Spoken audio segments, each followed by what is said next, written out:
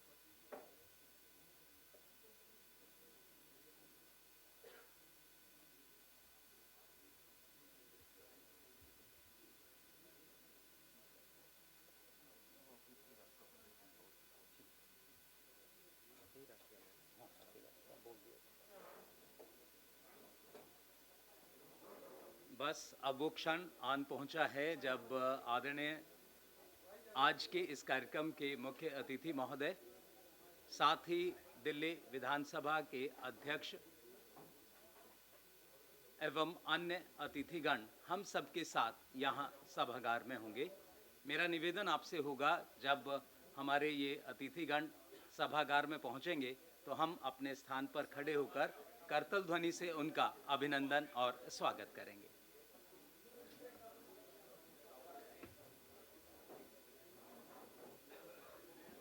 हम हमारी media teams और मीडिया के सभी साथियों का भी यहाँ हार्दिक अभिनंदन और स्वागत करते हैं।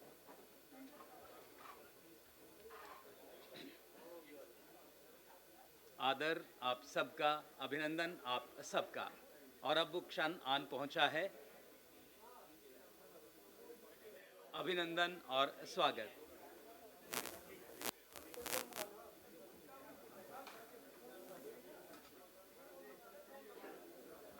आइए जोरदार तालियों से हम अभिनंदन और स्वागत करें आदरणीय मुख्य अतिथि महोदय, माननीय राज्यपाल महोदय का। तालियां जोरदार हों अभिनंदन में आपके। बहुत बहुत स्वागत, बहुत बहुत अभिनंदन आदरणीय विधानसभा अध्यक्ष महोदय का, आदरणीय राज्यपाल महोदय, आदरणीय मंत्री महोदय श्री कपिल मिश्रा जी, विधानसभा उपाध्यक्ष श्री मोहन सिंह बिष्ट,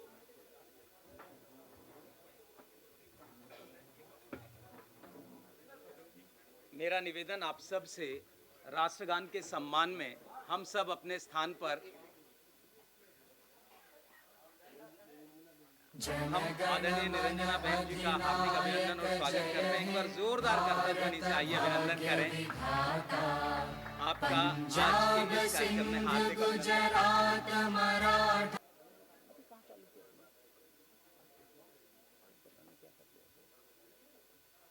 अभिनंदन और स्वागत। एक बार करतल ध्वनि से आइए हम अभिनंदन करें आदरणीय निरंजना बहन जी का। आप हैं हम सब के लिए बहुत ही हर्ष और गर्व का विषय। आपकी उपस्थिति को हम नमन करते हैं। आपका अभिनंदन और स्वागत। जन गण मन अधिनायक जय हे भारत भाग्य विधाता। पंजाब सिंध गुजरात मराठा द्राविड़ उत्कल बंगा। विंध्य हिमाचल यमुना गंगा उच्चल जलधि तरंगा। तव शुभ नामे जागे तव शुभ आशीष मांगे। गाहे तव जय गाथा जन गण मंगलदायक जय हे भारत भाग्य विधाता। जय हे जय हे जय हे जय जय जय जय हे।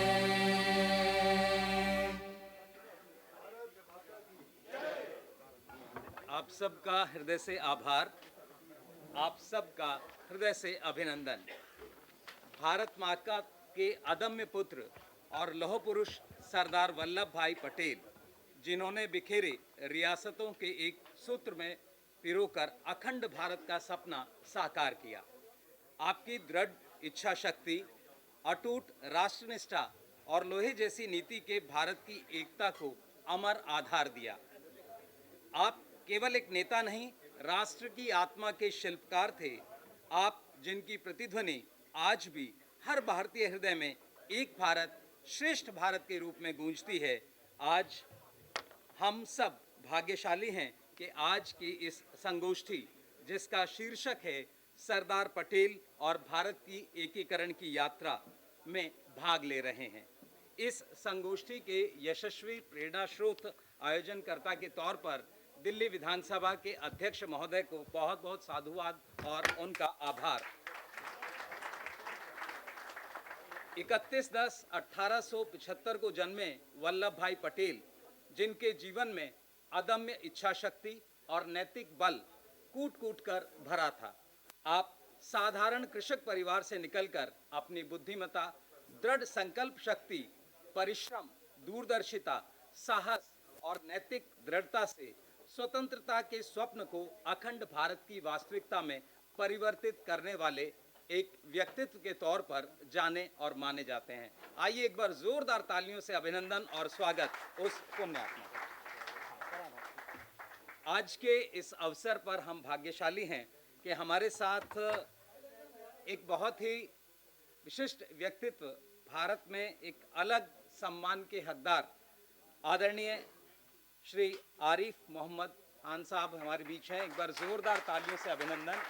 मेरा निवेदन श्री विजेंद्र गुप्ता सर, माननीय अध्यक्ष दिल्ली विधानसभा से, वो नवांकुर देकर आदरणीय उप राज्यपाल महोदय का अभिनंदन और स्वागत करें और हम सब जोरदार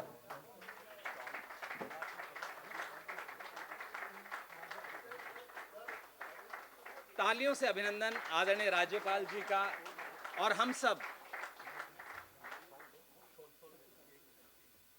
और अब मेरा अनुरोध आदरणीय विधानसभा अध्यक्ष जी से कि वो शॉल उठाकर आदरणीय राज्यपाल महोदय का अभिनंदन और सम्मान करें।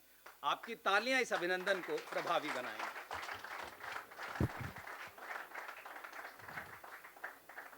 अभिनंदन प्रतीक चिन्ह से दिल्ली विधानसभा का ये प्रतीक चिन्ह, बहुत बहुत आभार और अभिनंदन आप सबका।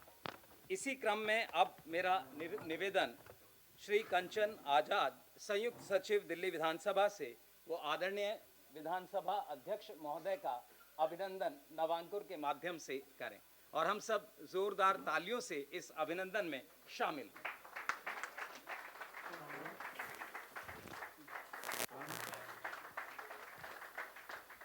हम सबके लिए बहुत हर्ष और गर्व का विषय कि इस अवसर पर उपस्थित हैं श्री कपिल मिश्रा आदरणीय मंत्री महोदय। मेरा अनुरोध श्री रंजीत सिंह सर सचिव दिल्ली विधानसभा से वो आए और इस अवसर पर नवांकुर भेंट कर आदरणीय मंत्री जी का यहाँ इस अवसर पर अभिनंदन और स्वागत करें।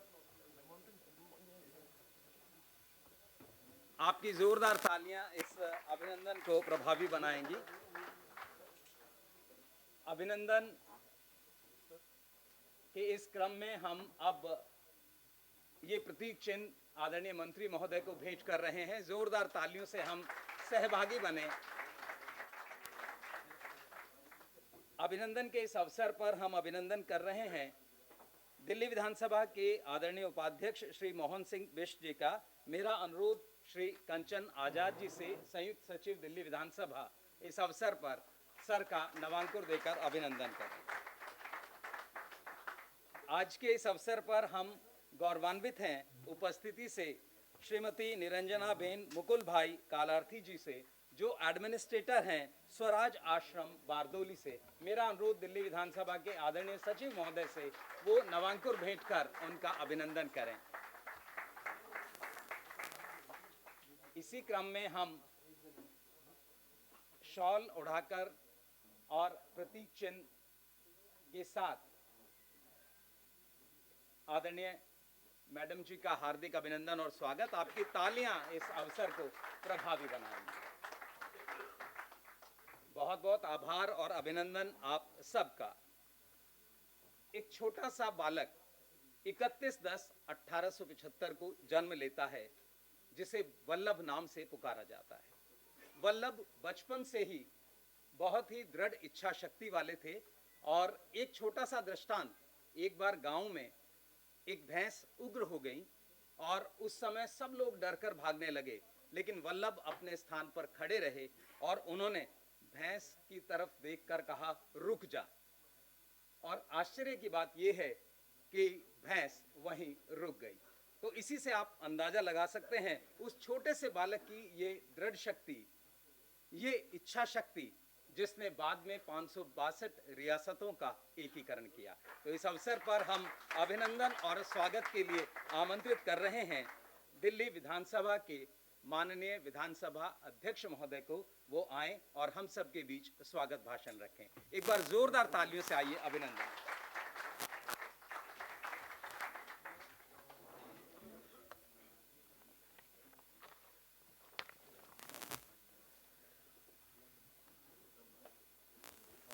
आज की इस कार्यक्रम का सरदार पटेल जी की 150वीं जयंती के अवसर पर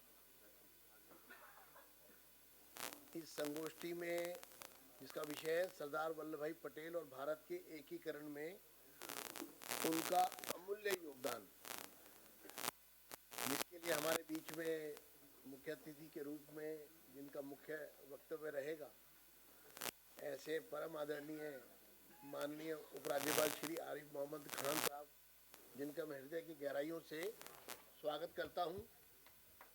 आदर सत्कार करता हूं और आप सबसे भी अपेक्षा करता हूं जोरदार ताली बजाकर आप उनका। हमारे बीच में उपस्थित हैं श्रीमती निरंजना बेन कलार्थी जी, जो बारडोली की प्रशासक हैं और शायद जिन लोगों का सरदार पटेल जी से एक जीवंत परिचय रहा है, उस श्रेणी में अगर आज के समय में कहे तो निरंजना जी उसका एकमात्र प्रत्यक्ष प्रमाण है। जो विशेष रूप से इस कार्यक्रम के लिए बारडोली सूरत से यहाँ पधारी हैं हमारी रिक्वेस्ट पर, हम उनका हृदय की गहराइयों से अभिनंदन करते हैं। हमारे बीच में उपस्थित हमारे कैबिनेट मिनिस्टर संस्कृति मंत्री श्री कपिल मिश्रा जी, मैं उनका भी हृदय की गहराइयों से अभिनंदन करता हूँ। हमारे डिप्टी स्पीकर साहब मोहन सिंह बिज जी, मैं उनका अभिनंदन करता हूँ। आए हुए सभी अतिथिगण, विधायकगण, पूर्व विधायकगण, पूर्व केंद्रीय मंत्री, यहाँ पर उपस्थित हमारे पूर्व स्पीकर दिल्ली विधानसभा के, वाइस चांसलर्स और बहुत सारे बुद्धिजीवी वर्ग के लोग जो जिन्होंने इस गोष्ठी में आकर के इस कार्यक्रम की न सिर्फ शोभा बढ़ाई है बल्कि इसकी एक गहराई को और गहरा किया है, मैं उनका भी अभिनंदन करता हूँ। सरदार विठल भाई पटेल, वल्लभ भाई पटेल, भारत के एकीकरण में उनका अमूल्य योगदान है। ये आज 150वीं जयंती का अवसर है। अभी यहाँ पर बहुत सारे प्रसंग हमारे सामने आएंगे, लेकिन मैं बहुत ही कम शब्दों में, जैसा मैंने अभी आदरणीय राज्यपाल महोदय को भी इस परिसर के बारे में जानकारी दी थी, हम एक ऐतिहासिक परिसर में हैं और संयोग से सरदार पटेल और विठल भाई पटेल जो उनके बड़े भाई थे, जो यहाँ स्पीकर रहे हैं, उनके बारे में हम समय समय पर बात करते रहे हैं। लेकिन आज मैं विशेष रूप से एक सरदार पटेल, वल्लभ भाई पटेल का जो भाव है उनके जीवन का, उस पर कुछ ही मिनटों में अपनी बात कहूँगा, क्योंकि हम अल्टीमेटली तो यहाँ पर आदरणीय राज्यपाल महोदय को सुनेंगे, आरिफ साहब को, और उन्होंने जितनी डिटेल्ड स्टडी की हुई है और उनकी जानकारियाँ हैं, वो हमें बहुत, मुझे लगता है कि हमें हमारी जानकारियों को बढ़ाएगी। लेकिन सरदार पटेल के प्रारंभिक दिनों से, बचपन से, उन्होंने जिस प्रकार से क्षणिक ऊंचाइयों, एक तरफ उनके जीवन की ऊंचाइयां हैं, हम छोटी सी खुशी में इतना खुश होते हैं कि अचानक अगर वो हमारी खुशी हमसे विपरीत कर दी जाए तो हम विचलित हो जाते हैं, हम अपने को संभाल नहीं पाते। लेकिन सरदार पटेल एक ऐसा व्यक्तित्व थे जिन्होंने ऐसी परीक्षा एक बार नहीं दी। अगर मैं उनकी तुलना समझाने की दृष्टि से भगवान श्री राम से करूं, कि भगवान श्री राम का राज तिलक होने जा रहा है, अयोध्या में खुशियां मन रही हैं, और अचानक खबर आती है कि आपको 14 वर्ष के लिए वनवास जाना है। तो जिस तरह भगवान राम के चेहरे पर जो भाव भंगिमा थी उसमें कोई परिवर्तन नहीं हुआ। ऐसे थे सरदार पटेल। अभी हालांकि विस्तार से तो मैं कहूँगा राज्यपाल जी बताएंगे, हालांकि मैं भी तैयारी करके आया था उस बात की, लेकिन मैं उसको बोल दूं मैं, तो मैं उस प्रसंग को आपको जोड़ता हूं। विजय पटेल, सरदार पटेल का नाम था विजय पटेल, और विठल भाई का नाम भी था विजय पटेल। दोनों वकालत करते थे, लेकिन बैरिस्टर लॉ बनना चाहते थे क्योंकि उनकी प्रतिभा बहुत थी, और वो सिर्फ एक छोटे दर्जे के वकील के रूप में काम कर रहे थे। तो सरदार पटेल के मन में था कि मैं लंदन जाऊं और वहां से बैरिस्टर लॉ करके आऊं। उसके लिए वो काफी समय से तैयारी कर रहे थे, साधन जुटा रहे थे। एक स्टीमशिप कंपनी ने उनको स्पॉन्सर भी कर दिया और उसका एक ऑफर लेटर उनके घर आता है। विजय पटेल, मिस्टर विजय पटेल। अब विजय पटेल तो घर में दो हैं, दोनों भाइयों का नाम विजय पटेल है।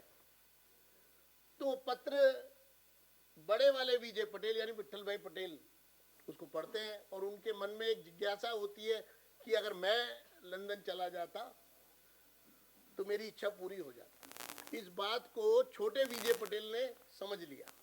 अब आप देखिए, एक व्यक्ति वर्षों से तैयारी कर रहा था, विजय पटेल, कि मैं लंदन जाऊंगा, बड़ा वकील बनकर लौटूंगा और प्रतिभा के अनुसार देश में एक अपना स्थान स्थापित कर लूंगा। और उसी क्षण बड़े भाई की इच्छा की उनको जानकारी मिलती है। वो पत्र उनको देकर कहते हैं इसमें मैं नहीं, आप जाइए। क्योंकि उस जमाने में उनके इनिशियल एक, उनके पिता का नाम एक, उनके घर का एड्रेस एक, और ये घटना है 1905 की। और फिर जहां लंदन से वो पढ़ाई करते और लंदन जाते 1905 में, मात्र 31 वर्ष की उनकी आयु थी, 30 वर्ष की। वहां वो अपने भाई को भेजते हैं और उसके बाद वो बैरिस्टर बन के लौट कर आते हैं। फिर बाद में 1912 में, 1910 में। तो ये पहला उदाहरण था जिसको हम कह सकते हैं कि उनकी जो चरित्र है उसको हम किस तरह आंक सकते हैं। दूसरा, कभी उन्होंने सरकारी घर नहीं लिया। वो एक औरंगजेब रोड जो है, गृह मंत्री के रूप में भी वहीं रहते रहे, उसी छोटे से सिस्टम में। तीसरा, 29 अप्रैल 1946, आप सोचिए कि 29 अप्रैल 1946 यानी कि देश की आजादी की तैयारियां चल रही थी। प्रधानमंत्री का के लिए सब सरदार पटेल को आगे करना चाहते थे।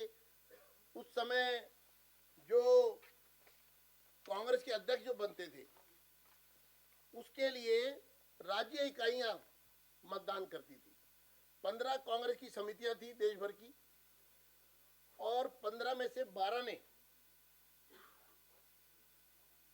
सरदार पटेल जी का नाम नॉमिनेशन किया।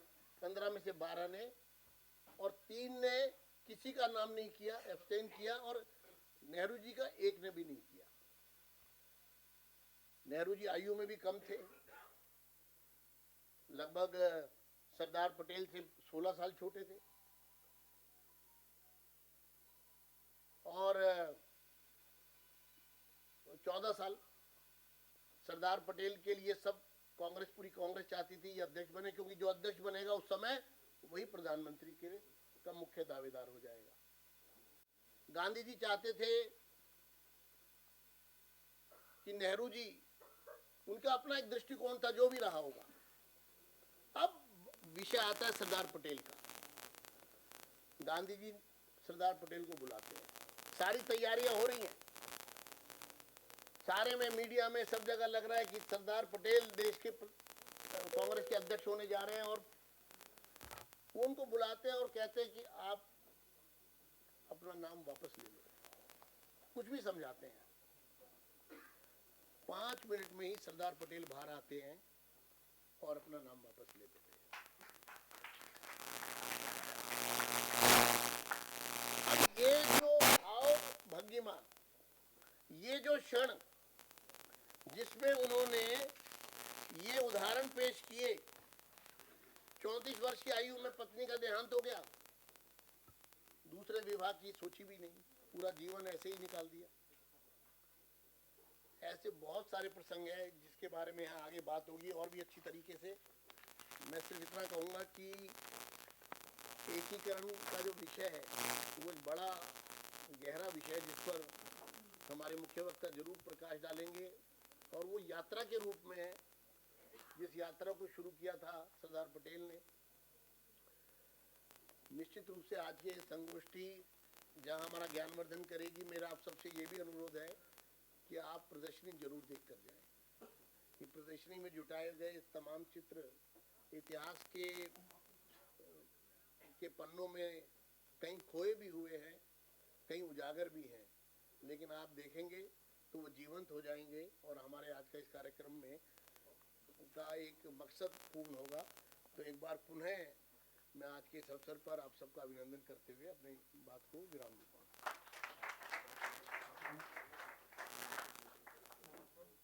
बहुत बहुत आभार।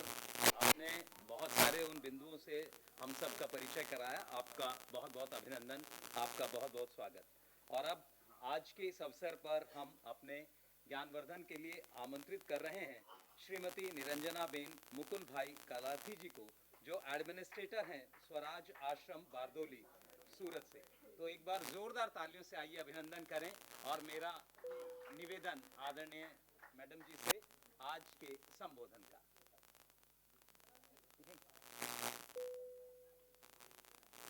आइए एक बार जोरदार तालियों से अभिनंदन करें। और आज के इस अवसर पर हम सब लाभान्वित होंगे उस ज्ञान से और उन संस्मरणों से जो आपके पास है। बहुत बहुत स्वागत, बहुत बहुत अभिनंदन।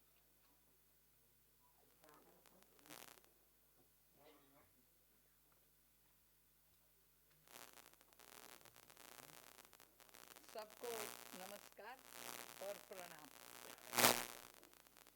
अखंड भारत के रचयिता सरदार वल्लभ भाई पटेल जी के साथ शताब्दी पर्व पर, सार्ध शताब्दी पर्व पर आयोजित आज के समारंभ के मुख्य अतिथि बिहार राज्य के महामहिम राज्यपाल श्री आरिफ मोहम्मद खान साहब,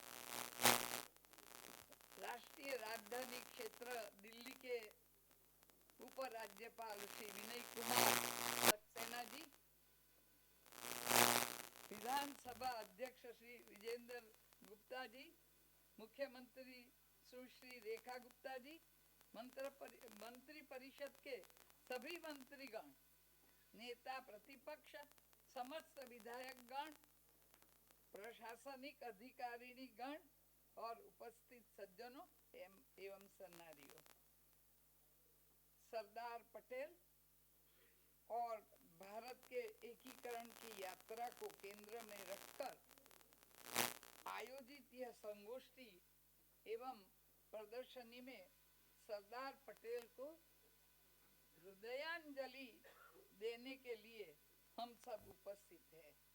यह विश्व अभिभूत और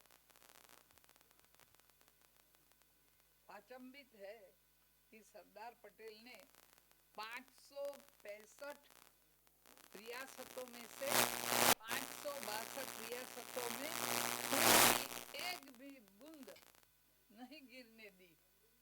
केवल वार्तालाप और प्रेम का प्रयोग करके कूटनीति, चातुर्य और व्यावहारिक दृष्टिकोण से उन रियासतों को भारत में विलीन किया और 3 रियासतों में हो रहे विग्रह को न्यूनतम समय में खत्म कर भारत में विलय कर कन्याकुमारी से लेकर कश्मीर तक और सोमनाथ से लेकर अरुणाचल तक भारत देश को एकत्रित कर अखंड भारत का निर्माण किया। युग दृष्टा सरदार ने भारत संघ नहीं पर भारत गणराज्य की रचना की, क्योंकि संघ में से तो कोई भी अलग हो सकता है, परंतु गणराज्य अखंड एवं अविभाज्य है। भारत के एकीकरण का प्रसिद्ध प्रसंग मैं आप सबके सामने रखना चाहती हूँ।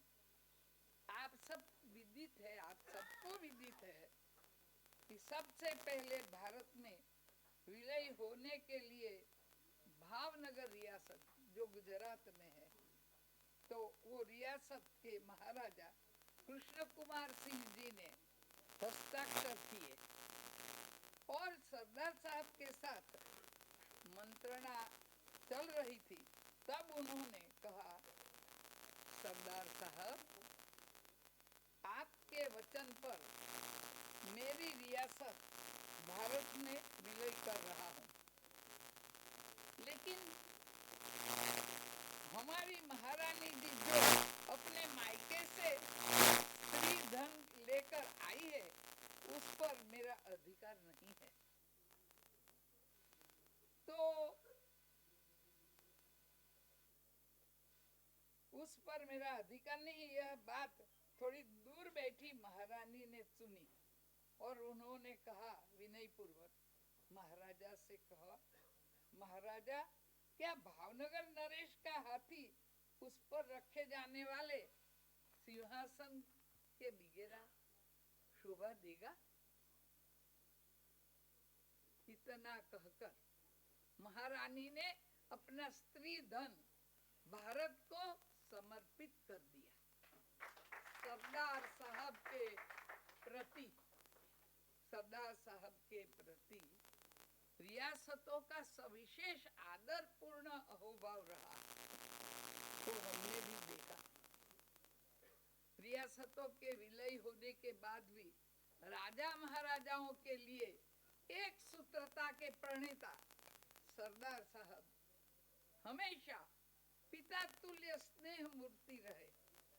सरदार साहब के निर्वाण के समय महाराजाओं ने एक श्रद्धांजलि देते हुए कहा कि आज हम सही अर्थ में अनाथ हो गए हैं। भारत की अखंडता हमेशा बनी रहे, इस प्रकार प्रशासनिक व्यवस्था का निर्माण भी सरदार साहब ने किया। भारत के हरेक राज्य में वह राज्य के स्थानिक सिविल सर्विस अधिकारियों की संख्या 1/3 होती है। यह सरदार साहब की विचक्षण सोच का परिणाम है। ऐसी तो अनेक बातें हैं जो सरदार साहब की विचक्षण सोच का परिणाम है, उसमें समाविष्ट भी है। बंधारण में आजादी के बाद करीबन 3.5 साल में सरदार साहब ने यह देश के लिए न भूतो न भविष्य की सेवा की और देश को ऐसी एक सूत्रता में परोया जो कभी कोई तोड़ नहीं सकता। मेरा अहोभाग्य है कि मेरा बचपन सरदार साहब द्वारा स्थापित और संवर्धित स्वराज्य आश्रम बारडोली में बीता और सरदार वल्लभ भाई पटेल के नेतृत्व में सन 1928 के बारडोली सत्याग्रह की सफलता के बाद स्वराज आश्रम बारडोली अहिंसा की सफल प्रयोग भूमि और बारडोलाइज्ड इंडिया का नारा समग्र विश्व में गूंज उठा। समग्र देश के लोगों में अद्भुत आत्मविश्वास का जन्म हुआ। बारडोली सत्याग्रह के स्वतंत्र सेनानी मेरे माता पिता संतोष बहन शाह और उत्तम चंद शाह स्वराज आश्रम बारडोली में कार्यरत थे। इसलिए मुझे बचपन में सरदार साहिब का सानिध्य मिला। आज मैं दिल्ली आई हूँ तो सरदार साहब के साथ का एक प्रसंग मुझे याद आ रहा है। 1948 में सरदार साहब के कहने पर मेरे पिताजी सब परिवार हमें दिल्ली लेकर आए। तब मैं 9 साल की थी। सरदार साहब नवनिर्मित भारत के अनेक विध व्यवस्थाओं एवं जटिल प्रश्नों के निराकरण में व्यस्त थे। फिर भी सरदार साहब के निवास स्थान पर हम सब रात्रि भोजन कर रहे थे। तब अचानक सरदार साहब ने मुझे पूछा, घर में सबसे छोटी थी तो गुजराती में उसको बोलते हैं नानी, तो मुझे पूछा, नानी हमने साथ में जो बेल बोई थी उस पर पीले पुष्प आए? मैंने तुरंत उत्तर दिया, हाँ दादाजी। उस पर तो बहुत सारे पीले पुष्प आए हैं। आज मैं सोचती हूँ कि राजतंत्र में जो लोह पुरुष थे वह बच्चों के साथ कैसे कोमल हृदय के धनी थे। इसलिए एक वाक्य हम कह सकते हैं, वज्रादपि कठोराणि मृदुनि कुसुमादपि। गरीबों की सेवा ही ईश्वर की सेवा है। बचपन में सरदार साहब से मिली यह सीख से जीवन यात्रा कब सरदार विचारों को केंद्र में रखकर गतिमान हो गई ये पता ही नहीं चला। सरदार विचार केंद्रित सेवा और समर्पण युक्त जीवन स्वाभाविक रहा, क्योंकि लोह पुरुष सरदार मेरे लिए तो वात्सल्य मूर्ति ही थे, जिनकी उंगली पकड़कर चलने का सद्भाग्य मुझे प्राप्त हुआ था। सरदार पटेल का त्यागपूर्ण राष्ट्र समर्पित जीवन हमेशा हम सबके लिए प्रेरणा की मिसाल है। उनका निस्वार्थ त्याग और समर्पण का इतना प्रभाव था कि सरदार साहब के अखंड भारत के निर्माण के आह्वान से भारत के अनेक राजाओं ने अपनी रियासतें दे दी। आज सरदार साहब के सार्ध शताब्दी पर्व पर उनके जीवन कार्य और विचारों से प्रेरणा लेकर हम विकसित भारत के निर्माण में जुट जाएं। अवसर पर सरदार साहब की चेतना को मैं कोटि कोटि प्रणाम करती हूँ। इस समारंभ में मुझे सम्मिलित होने का अवसर प्राप्त हुआ, इसलिए सबका धन्यवाद भी करती हूँ। मैं आप सबको स्वराज आश्रम बारडोली में आने का निमंत्रण देती हूँ। आप सब वहाँ आइए और सरदार साहब के बोए पेड़ की छांव में बैठकर देश हित का चिंतन करें। सबको जय हिंद, वंदे मातरम और भारत माता की जय। नमस्कार।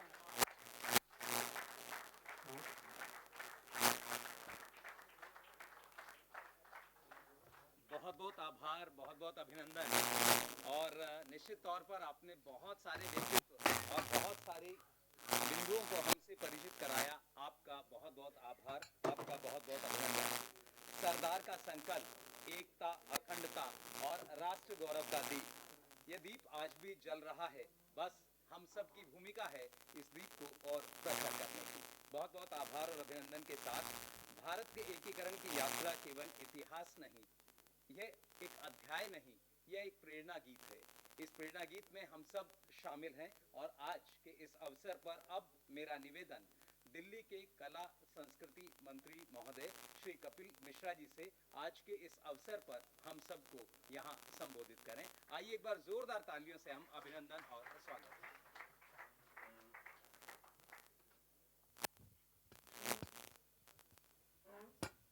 भारत माता की, भारत माता की, वंदे वंदे। हम सब लोग बहुत ही सौभाग्यशाली हैं कि आज इस ऐतिहासिक भवन में एक ऐतिहासिक महापुरुष के बारे में और भारत के एकीकरण के बारे में चर्चा कर रहे हैं। और मैं ये कहना चाहता हूं कि दिल्ली के विधानसभा के अध्यक्ष महोदय विजेंद्र गुप्ता जी का बहुत बहुत आभार और अभिनंदन। जब से आप अध्यक्ष के पद पर विराजमान हुए हैं, विधानसभा की गरिमा को पुनर्स्थापित करने का बहुत अद्भुत कार्य आपके द्वारा हो रहा है। पिछले 7 महीने में दिल्ली की विधानसभा में जिस प्रकार की गतिविधियों का आयोजन हुआ है, कार्यक्रमों का आयोजन हुआ है, जिस प्रकार के विषय चुने गए हैं और यहाँ तक कि इस भवन के भी महत्व को पूरे राष्ट्र के सामने लाने का जो पुनीत कार्य अध्यक्ष महोदय के द्वारा हुआ है, आपका बहुत बहुत अभिनंदन, बहुत बहुत आभार। और बिल्कुल सच कहा गया है कि जो कुर्सी की गरिमा है वो उस पर विराजमान व्यक्ति के ऊपर निर्भर करती है। आपने सच में अध्यक्ष पद की गरिमा को पुनर्स्थापित किया है दिल्ली विधानसभा में। पुनः बहुत अभिनंदन आपका। हमारे बीच में आदरणीय राज्यपाल महोदय आरिफ मोहम्मद खान जी उपस्थित हैं। मैं अध्यक्ष जी का आभार व्यक्त करना चाहता हूं कि आपने आरिफ मोहम्मद खान जी को इस विधानसभा भवन में बोलने के लिए बुलाया है। भारत की राजनीति का जो इतिहास है उसकी शायद प्रत्यक्ष अनुभव, चाहे वो तुष्टीकरण की काली राजनीति के खिलाफ उठने वाली युवा आवाज के रूप में, जब पूरी पार्टी और पूरा ठेकेदार जो धर्म के होते हैं वो एक तरफ खड़े थे, तो पूरे देश में एक व्यक्ति ने साहस किया था सत्य के साथ खड़े होने का, धर्म के साथ खड़े होने का, वो आरिफ मोहम्मद खान साहब थे। और तब से लेके अब तक केंद्र सरकार में, राजभवन में कई रूपों में अपनी बहुत सारी जिम्मेदारियों का आपने निर्वहन किया है। अलीगढ़ मुस्लिम यूनिवर्सिटी से स्टूडेंट लीडर से शुरू होकर और भारत सरकार में, केंद्र सरकार में राजीव गांधी के समय मंत्री बनने से लेकर, जनता दल की सरकार से लेकर और अब प्रधानमंत्री नरेंद्र मोदी जी के जो ऐतिहासिक कार्यकाल को हम सब लोग देख रहे हैं, उसमें एक महत्वपूर्ण भूमिका जो आपके द्वारा निभाई जा रही है। हम सौभाग्यशाली हैं कि आज प्रमुख वक्ता के तौर पर हमें आपको सुनने के लिए मिलेगा। बहुत आभार आपका यहाँ आने के लिए। और अभी निरंजना बहन जी बोल रही थी, तो हमने शुरू में सोचा कि वहीं बैठ के निरंजना बहन जी को बोलना चाहिए, लेकिन जैसे ही वो यहाँ बोलने आई हमारी सारी गलतफहमी दूर हो गई। और बाद में उन्होंने बताया कि उनकी उम्र 86 साल है।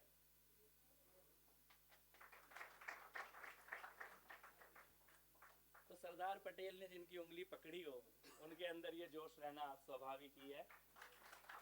बहुत आपका आभार यहाँ पे आने के लिए। हमारे बीच में हमारे आदरणीय विधानसभा के उपाध्यक्ष महोदय, दिल्ली के वरिष्ठ नेता, दिल्ली के समझने वाले आदरणीय श्री मोहन सिंह बिष्ट जी भी उपस्थित हैं। हमारे बीच में सुधांशु मित्तल जी, विजय गोयल जी, बहुत सारे हमारे राजकुमार भाटिया जी, योगानंद शास्त्री जी, बहुत सभी लोग, और हमारे विधायक गण, हमारे पार्षद गण, पूर्व विधायक गण, नगर निगम के पूर्व सभी प्रतिनिधिगण, जनप्रतिनिधिगण और सभी दिल्ली के जाने माने लोग जो यहाँ उपस्थित हैं। सिंघवी साहब, डॉक्टर साहब आए हैं, उनकी माता जी को भी लेकर आए हैं। आपका भी बहुत बहुत आभार और अभिनंदन। इस विषय पे आरिफ मोहम्मद खान साहब बोलेंगे। हमें ज़्यादा बोलने की आवश्यकता भी नहीं है और समझ भी नहीं है और योग्यता भी नहीं है। लेकिन मैंने जब विजेंद्र गुप्ता जी बोल रहे थे कि कांग्रेस के अध्यक्ष का चुनाव होना था और जो अध्यक्ष बनेगा चांस थे कि प्रधानमंत्री भी वही बनेगा, और वोट पड़े सरदार पटेल को और अध्यक्ष बन गए नेहरू, तो मेरे मन में एक बात आई कि पहली वोट चोरी तो तभी हो गई थी। भाई तो आज का विषय नहीं है, लेकिन सहसी ध्यान में ये बात आई कि इतिहास तो पुराना है। 562 रियासतों को एक करना उस दौर में, और उसमें भी जो 3, जूनागढ़ हो गया, हैदराबाद हो गया और कश्मीर हो गया। और हैदराबाद के निजाम ने सपने में भी नहीं सोचा होगा, जब वो ये सोच रहा था ना कि मैं इंडिपेंडेंट हो जाऊंगा, स्वतंत्र हो जाऊंगा, पाकिस्तान से मिल जाऊंगा। वो सपना पालने वाले अभी भी बहुत से बैठे हुए हैं, लेकिन सरदार पटेल जैसे भी अभी भी बैठे हुए हैं। तो जब कोई हैदराबादी चूहा इस प्रकार का सपना पालेगा, तब कोई माँ भारती का सपूत सरदार पटेल के रूप में उसकी फन को अपनी एड़ी के नीचे कुचल देगा। सरदार पटेल जी का जीवन, उनके आंदोलनों का इतिहास, बारदोली जिसके आश्रम से निरंजना बहन जी आई हैं, उनका बहुत बड़ा सत्याग्रह वहाँ पे रहा, और आज़ादी के बाद भारत के प्रथम गृह मंत्री और प्रथम उप प्रधानमंत्री के रूप में उनका जो भूमिका है, हम सभी नतमस्तक हैं। और मैं ये जरूर कहना चाहता हूँ, इससे पहले कि हम आदरणीय उपराज्यपाल महोदय को सुने, मैं ये कहना चाहता हूँ कि शायद राज्यपाल महोदय को, हम दिल्ली में उपराज्यपाल बोलने की आदत है हमें, आदरणीय राज्यपाल महोदय को सुने। उससे पहले मैं ये कहना चाहता हूँ कि शायद बहुत सारे और महापुरुषों की तरह पिछले आज़ादी के बाद से जो लोग सत्ता में बैठे थे, वो शायद सरदार पटेल जी को भी विस्मृत करने का, बुलाने का एक काम करके चले जाते। लेकिन हम सब आभारी हैं कि हमारे प्रधानमंत्री नरेंद्र मोदी जी ने विश्व की सबसे ऊंची प्रतिमा भी बनाई, और पुनः सरदार पटेल जी के जीवन और उनके सिद्धांतों को पूरी दुनिया को बताने का जो पुनीत कार्य किया, कि आज के बाद कभी उसको भुलाने की कुचेष्टा करने का पाप कोई भी नहीं कर पाएगा। तो पुनः आज के इस पुनीत अवसर पर आप सभी का आभार और अभिनंदन, और पुनः विधानसभा अध्यक्ष महोदय का बहुत बहुत आभार। जय हिंद। बहुत बहुत आभार, बहुत बहुत अभिनंदन आदरणीय सर, आपने जिस तरह हमें परिचित कराया उन सब बातों के लिए। और अब आज का ये अवसर, जैसा हम सब जानते हैं, सरदार पटेल और भारत के एकीकरण की यात्रा, और उस विषय पर अगर कोई संबोधन दे और वो आदरणीय आरिफ मोहम्मद खान जी जैसा व्यक्तित्व हो, तो वो अपने आप में एक बहुत बड़ी बात है। मैं इन शब्दों के साथ कि विचारों से जो जोड़ दे दिलों को, वही सच्चा देशभक्त होता है। आदरणीय आरिफ मोहम्मद खान जैसे व्यक्तित्व का सानिध्य ही भारत की आत्मा को पहचानना है, और आज का तो ये अवसर भी है जब हम भारत की आत्मा को जानेंगे, पहचानेंगे और फिर उसके अनुरूप आगे बढ़ने का संकल्प लेंगे। तो मैं अब बहुत ही आदर के साथ आमंत्रित कर रहा हूं माननीय राज्यपाल महोदय बिहार श्री आरिफ मोहम्मद खान जी को, वो आए और आज का मुख्य संबोधन दें, और आप सब जोरदार तालियों से अभिनंदन और स्वागत करें।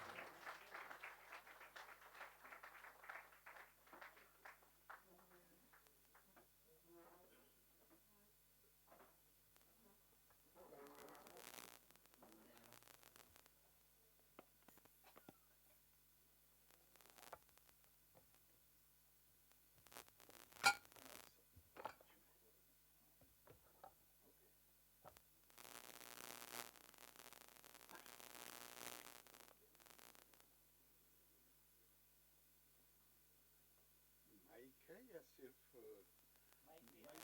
माइक भी है? अच्छा,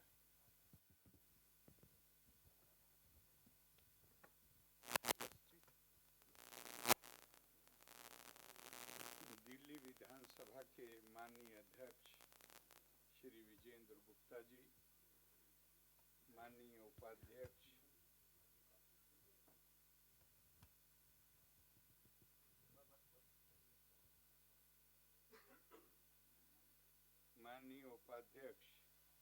श्री मोहन सिंह बिष्ट जी, माननीय मंत्री श्री कपिल मिश्रा जी, दिल्ली विधानसभा के सचिव श्री रंजीत सिंह जी,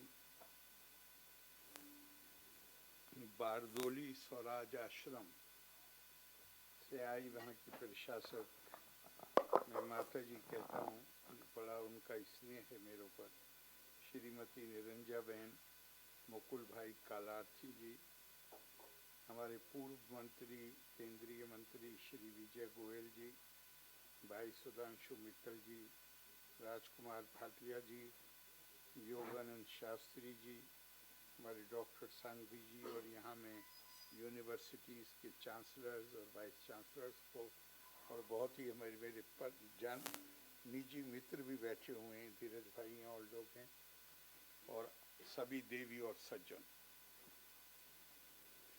मैं माननीय अध्यक्ष दिल्ली विधानसभा श्री विजेंद्र गुप्ता के प्रति अपनी कृतज्ञता व्यक्त करना चाहूँगा कि उन्होंने मुझे सरदार पटेल पर व्याख्यान देने के लिए, वो भी बहुत महत्वपूर्ण विषय, सरदार पटेल और भारत के एकीकरण की यात्रा, उसके लिए यहाँ आमंत्रित किया, और माँ भारती के इस महान सपूत की स्मृति को नमन और श्रद्धांजलि अर्पित करने का अवसर दिया।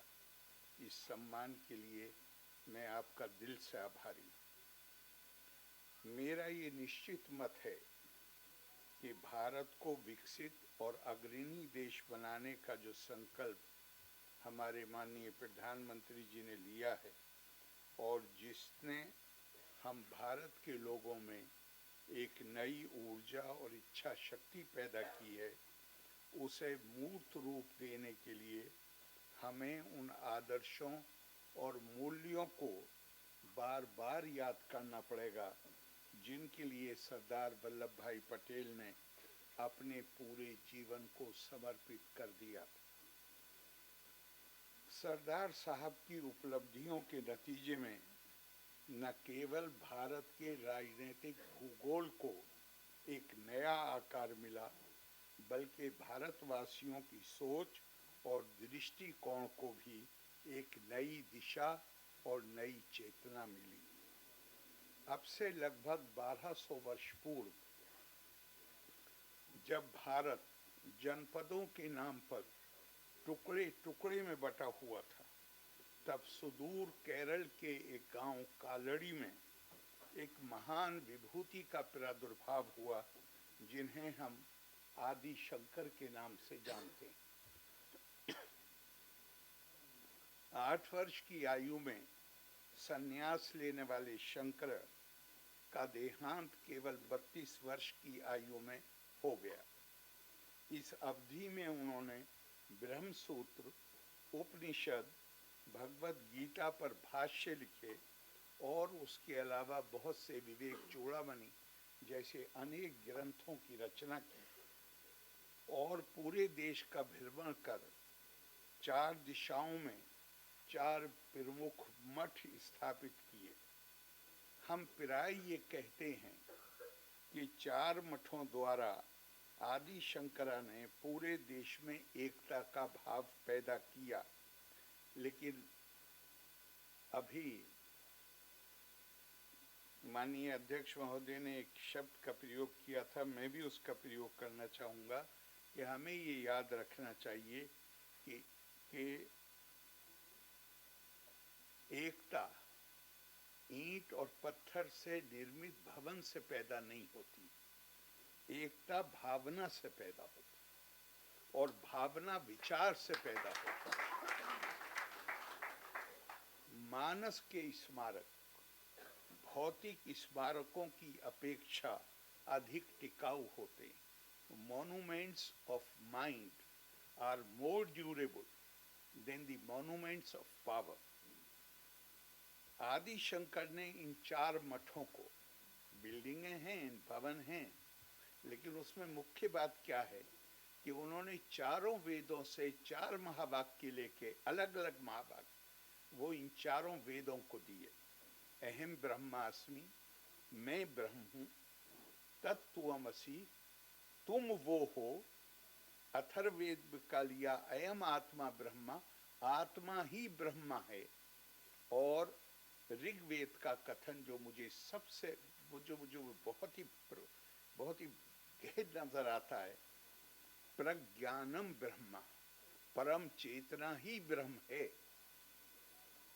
ये सारे कथन भिन्न भिन्न हैं और भिन्न भिन्न प्रकार से उनकी व्याख्या की गई, किंतु वे सब हमारे वास्तविक स्वरूप अर्थात मानव की दिव्यता के सिद्धांत को प्रतिपादित करते हैं। जैसा कि आदि शंकर ने स्वयं कहा है, श्लोकार्धेना प्रवक्ष्यामि यदावंता ग्रंथा कोटिशः, ब्रह्म सत्यम जगत मिथ्या, जीवो ब्रह्मेवा ना परा। वेदांत का ये रहस्य जो अनेक ग्रंथों में लिखा हुआ है, शंकर कहते हैं कि मैं तुम्हें वो एक लाइन में बताए देता हूँ, श्लोकार्धेना, और वो ये है, ब्रह्म सत्य है, ये जगत मिथ्या है, तथा जीवात्मा और परमात्मा अलग नहीं है, दोनों एक ही हैं। उस समय के खंडित भारत में आदि शंकर ने वेदांत के माध्यम से पूरे उपमहाद्वीप में आध्यात्मिक और सांस्कृतिक अखंडता की चेतना पैदा कर दी। एकता की उनकी कल्पना क्या थी, उसे एक छोटी सी वेदांत पर आधारित एकता की उनकी कल्पना जो थी, उसे उनके जीवन से संबंधित एक छोटी कहानी के माध्यम से बहुत आसानी से बयान किया जा सकता है। अपने भ्रमण के दौरान आदि शंकर वाराणसी में थे और एक दिन सुबह को गंगा से स्नान करके लौट रहे थे। वाराणसी की संकरी गलियां कोने पे उन्होंने वापस आ रहे थे स्नान के बाद, उन्होंने कोने पर एक चंडाल को अपने कुत्तों के साथ खड़ा देखा।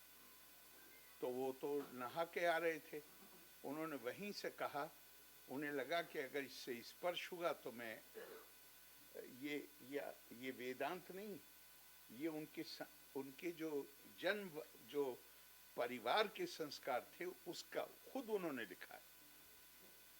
मेरा ये कोई व्याख्या नहीं है, ये उन्होंने स्वयं लिखा है कि उन्हें जन्म आधारित संस्कारों के कारण ऐसा लगा कि अगर इसने मुझे स्पर्श हो गया तो मैं अभी स्नान करके आया हूं, मैं अपवित्र हो जाऊंगा। लिहाजा उन्होंने उससे कहा दूर से ही गच्छा गच्छेति, रास्ते से हट जाओ। उसने बनारस का, वाराणसी का चंडाल था, उसने कहा गौर से देख के आदि शंकर को, कहा शरीर को हटाऊं या आत्मा को हटाऊं? और शंकर उसके पैरों में गिर गए। और उसके बाद उन्होंने मनीष पंचकम नाम की उनकी मशहूर रचना,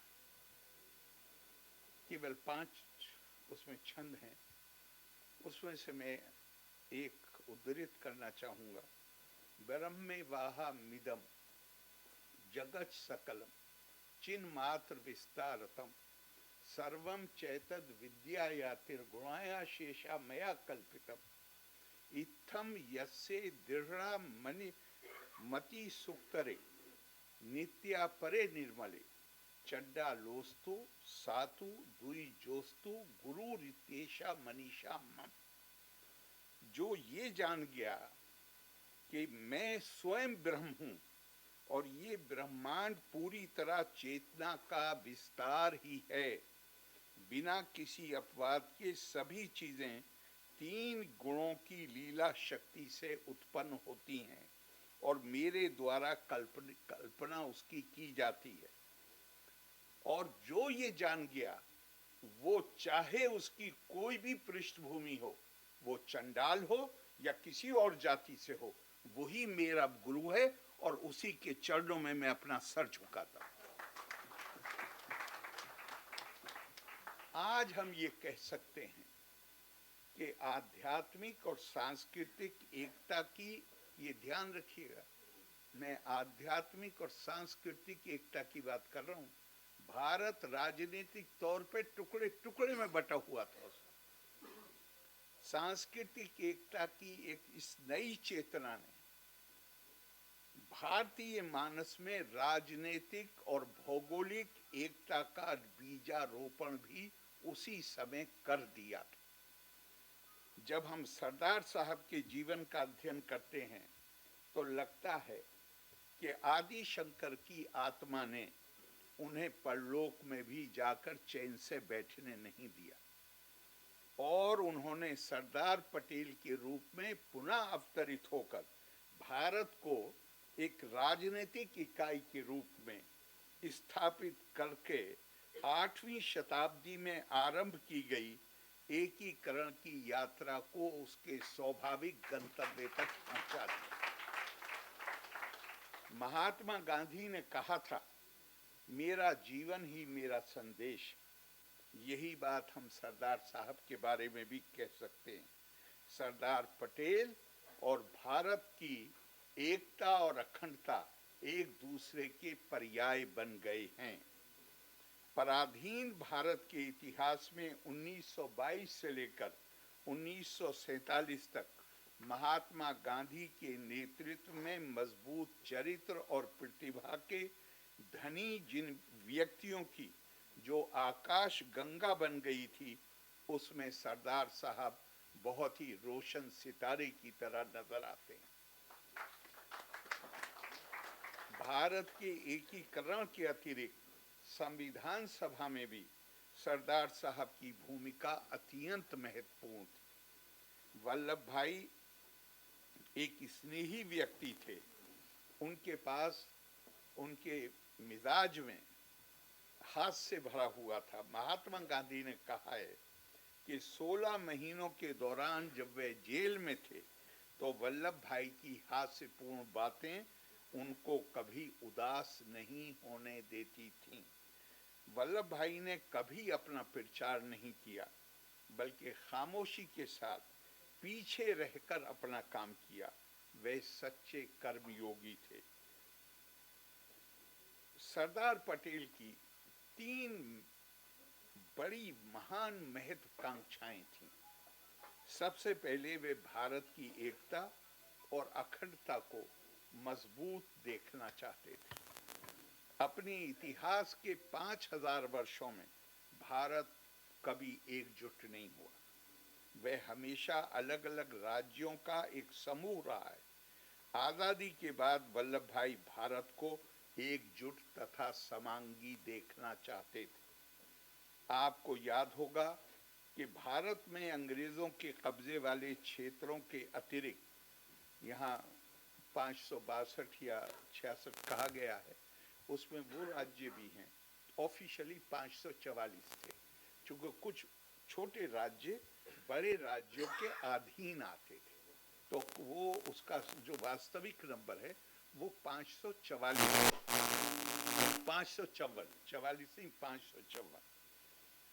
तो 554 रजवाड़े थे, जिनका कब्जा 2/3 भारत पर था।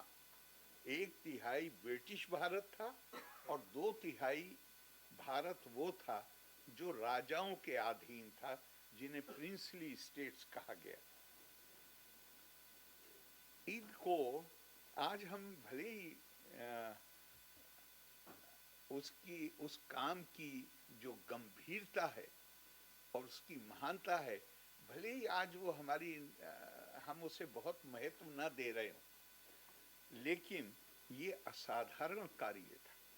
लंदन टाइम्स ने सरदार साहब के इस कार्य की सराहना करते हुए लिखा कि भारतीय राज्यों के एकीकरण की वल्लभ भाई की उपलब्धि जर्मनी के बिस्मार्क के समान है या शायद उससे भी ज्यादा।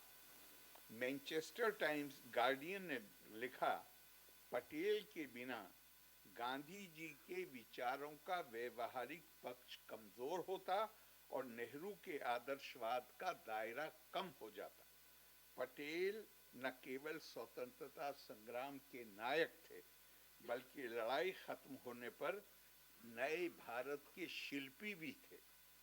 दुनिया के इतिहास में कम देखने को मिलता है कि एक ही व्यक्ति विद्रोही के रूप में भी और निर्माता के रूप में भी, राजनेता स्टेट्समैन के रूप में भी, दोनों जगह असाधारण सफलता हासिल करे।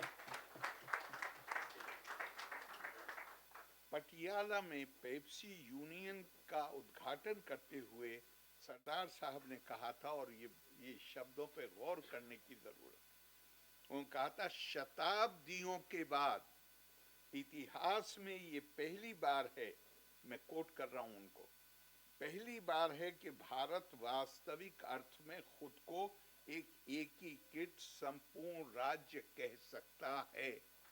हमें एकता के साथ काम करना चाहिए। अब अगर हम लड़खड़ाते हैं या असफल होते हैं तो हम अनंत शर्म और अपमान के अधिकारी बन जाएंगे।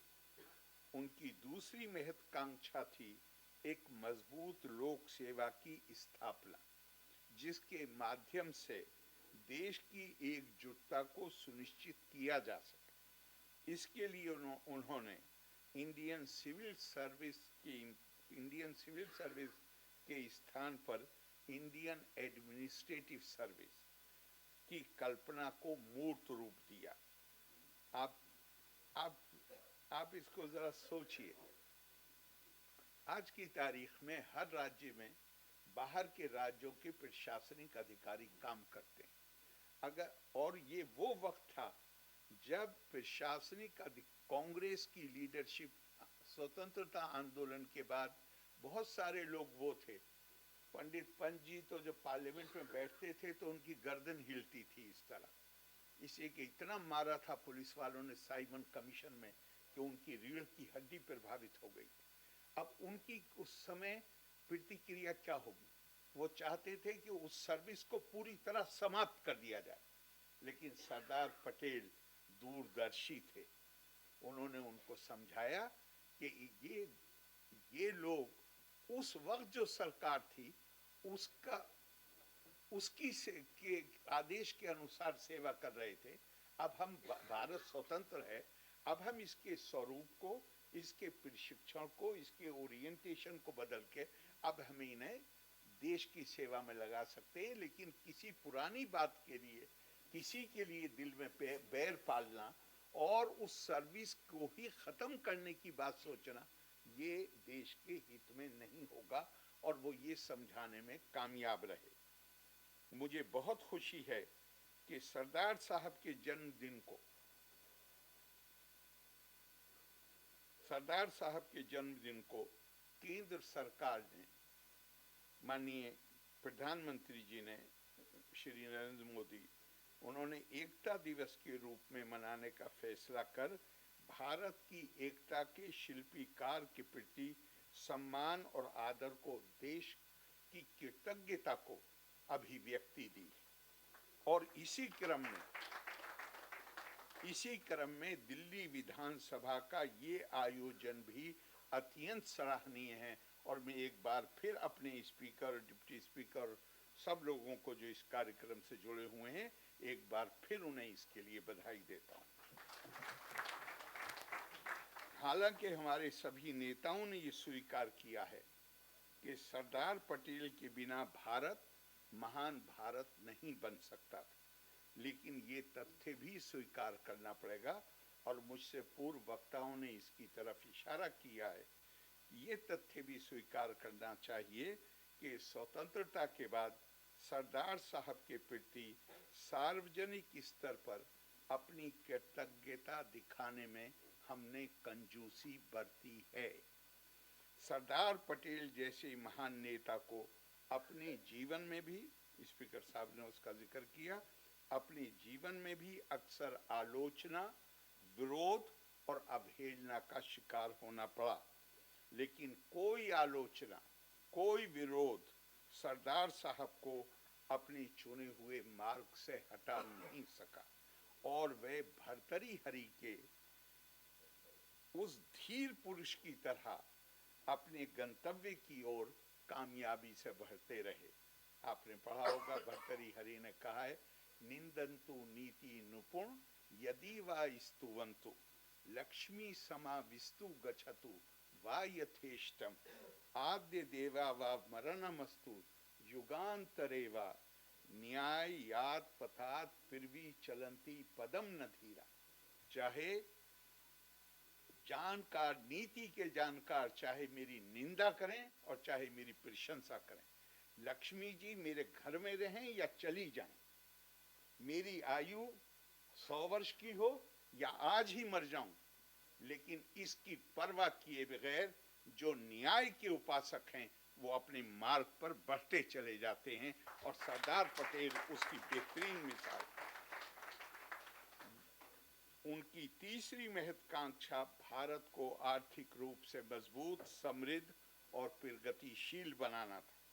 सरदार साहब भारत को एक ऐसे सक्षम राष्ट्र के रूप में देखना चाहते थे जहां भारतवासी सम्मानजनक जीवन जीने के साथ अपनी स्वतंत्रता, अपनी एकता और अपनी अखंडता को सुरक्षित रख सकें। भारत के एकीकरण की प्रक्रिया में सरदार साहब ने जहां एक ओर विभिन्न रजवाड़ों को शांतिपूर्ण ढंग से भारत में शामिल कर क्षेत्रीय एकता स्थापित की, वहीं दूसरी ओर हर प्रकार की विविधता का ध्यान रखते हुए अपनी राष्ट्रीय पहचान बनाने के लिए भारत के लोगों के बीच भावनात्मक एकता बनाने पर पूरा जोर दिया। जैसा मैंने पहले कहा, भारत के 2/3 हिस्से में 554 रजवाड़े थे, जबकि 1/3 ब्रिटिश भारत था।